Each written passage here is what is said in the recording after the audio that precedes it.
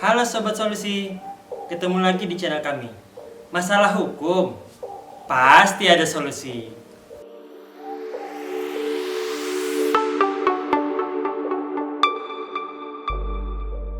Kali ini, masalah hukum akan membahas seputar tentang surat pernyataan. Apa itu surat pernyataan dan bagaimana surat pernyataan itu berkekuatan hukum? Terus ikuti channel kami dengan cara subscribe dan jangan lupa menyalakan tanda lonceng untuk mendapatkan informasi terbaru dari kami. Dalam praktek di lapangan, Sobat Solusi pasti sering menemui permasalahan bagaimana cara membuat surat pernyataan yang benar. Untuk apa surat pernyataan digunakan? Biasanya untuk membuat surat pernyataan ahli waris, atau bisa jadi untuk membuat surat pengakuan hutang bagi perseorangan.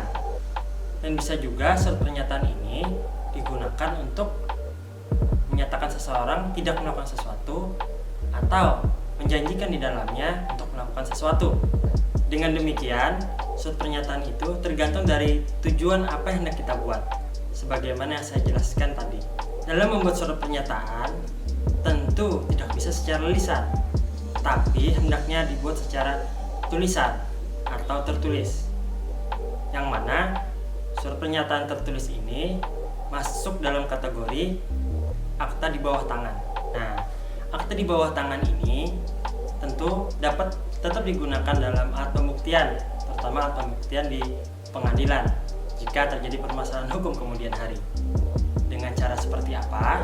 Nah, salah satunya adalah surat pernyataan itu ditandatangani di atas materai Rp6.000.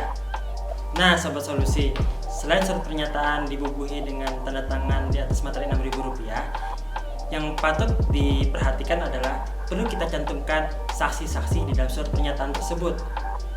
Kenapa?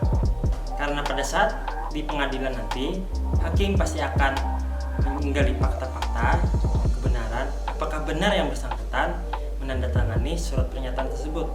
Jika pihak yang di dalam surat pernyataan itu menyangkalnya, kategori itu sama kuatnya dengan akta otentik. Untuk pembahasan seputar akta otentik, Sobat Solusi tunggu di video selanjutnya ya. Nah, Sobat Solusi, ada strategi pada saat penandatanganan surat pernyataan ini. Salah satunya, siapkan dokumentasi Anda dan juga kalau bisa dilakukan perekaman video pada saat penandatanganan surat pernyataan. Untuk apa? Agar nanti untuk menguatkan di pembuktian pada saat persidangan atau di permasalahan hukum lainnya. Selanjutnya, bagaimana sih cara membuat surat pernyataan yang baik dan benar? Jika surat pernyataan ini adalah surat pernyataan pengakuan hutang atau surat pernyataan untuk melakukan sesuatu atau surat pernyataan larangan seseorang untuk melakukan sesuatu atau tidak melakukan sesuatu, nah maka surat pernyataan ini tentu harus diberikan judul yang tepat di atasnya.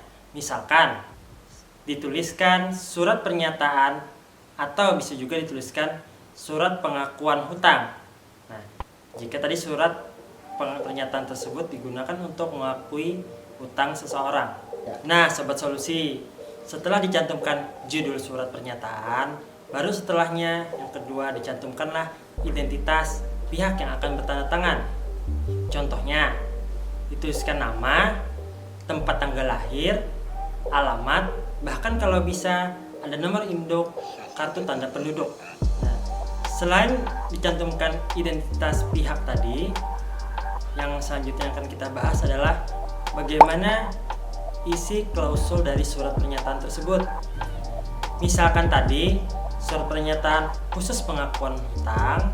Nah, tentu di sana cantumkanlah bahwa saya benar memiliki hutang kepada titik-titik-titik. Nah, ini bisa diisi dengan kepada siapa dia berhutang dengan jelas namanya bahkan identitasnya. Nah, selain itu, dalam hal tidak melakukan sesuatu atau melarang seseorang melakukan sesuatu bisa dicantumkan dalam sebuah klausul di surat pernyataan. Misalkan saya berjanji tidak akan melakukan perbuatan itu lagi. Di dalam surat pernyataan jangan lupa dicantumkan tentang klausul melakukan perbuatan sesuatu. Contohnya, saya berjanji untuk membayar suatu hutang dengan nominal angka paling lambat pada tanggal ... Nah, dengan demikian Sobat Solusi, buatlah surat pernyataan tersebut serinci mungkin, sedetail mungkin, kapan akan dilaksanakan, dan bahkan ada pengakuan di dalamnya. Untuk apa Sobat Solusi? Untuk nanti menjawab permasalahan Anda di kemudian hari apabila seorang ini melanggar isi pernyataan tersebut. Nah, di dalam klausul tersebut bisa ditambahkan poin di bawahnya bahwa saya siap bertanggung jawab baik secara pidana maupun perdata apabila melanggar isi pernyataan ini. Nah, Sobat Solusi, demikianlah isi klausul dalam surat pernyataan tersebut. Dalam membuat surat pernyataan, Sobat Solusi, tidak ada yang namanya format baku. Semua dibuat dengan bebas. Tapi yang saya jelaskan tadi itu adalah berkenaan dengan unsur-unsur dalam surat pernyataan yang harus kita muat di dalamnya.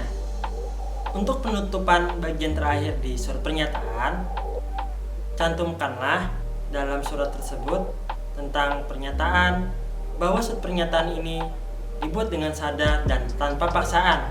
Untuk apa? Agar surat pernyataan ini benar-benar dilakukan sendiri oleh yang bertanda tangan tersebut jika di kemudian hari dia menyangkalnya. Nah, di bawah surat pernyataan tuliskanlah Sobat Solusi tempat dan tanggal pada saat penandatangan surat pernyataan. Dan jangan lupa bubuhilah materai 6000 dan cantumkan namanya kembali. Nah, itu tadi terkait dengan seputar surat pernyataan. Terkait surat pernyataan ahli waris dan surat pernyataan-pernyataan yang lain nanti akan kita bahas di video selanjutnya. Sobat Solusi, ikuti terus channel kami dengan cara subscribe dan komen di kolom komentar apabila ada hal-hal yang ditanyakan atau ada hal-hal seputar yang akan dibahas di video kami.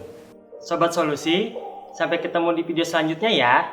Masalah hukum pasti ada solusi.